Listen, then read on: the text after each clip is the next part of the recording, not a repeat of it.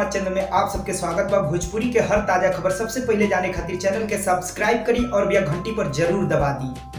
जय भोजपुरी समाज। जी हाँ भैया, आप सबके बता दी भोजपुरी के पावर स्टार पवन सिंह के नया साल के दूसरा गाना के आप सबके बेसब्री से इंतजार रहा जौन की आप सबके हम बता दी गाना के बोल रहा बलमुआ नया साल के। जी हाँ भैया, रोमांटिक गाना के बोल बात भैया आप सब अनुमान लगा ही ले लो कि रोमांटिक सॉन्ग हुई। जी हाँ भैया, एकदम बिल्कुल ही रोमांटिक सॉन्ग बा बलमुआ नया साल के, जौन के पावर स्टार पवन सिंह गईले बने और ये गाना के लिखले बने जाहिद अख्तर जी और ये गाना में म्यूजिक दल बने छोटे बाबा। जी हाँ भैया, आप सबके बता दिए गाना के निर्माता खुद पवन सिंह और उनके बड़ भैया रानू सिंह जी बने। और साथ ही साथ भैया बता दी गाना आप सबके बीच रिलीज हो चुकल बा, जौन की आपके बता दी कल हम रिपोर्ट के माध्यम से बतैले रहे कि 30 दिसंबर के आप सबके बीच ही गाना रिलीज हो जाए। जी भैया, आज 9 बजे रिलीज भेला, यानी आज 30 दिसंबर 9 बजे रिलीज भेला। PRS films Bhojpuri YouTube channel पर रिलीज हो चुकल बा पावर स्टार पवन सिंह के नया साल के दूसरा गाना। जाके एक बार जरूर सुनी PRS film Bhojpuri YouTube channel पे, जौन की बड़ा ही रोमांटिक सॉन्ग बा और बड़ा ही अच्छा गाना बा। आप सब सुनी, हमनी के तो सुननी है जान,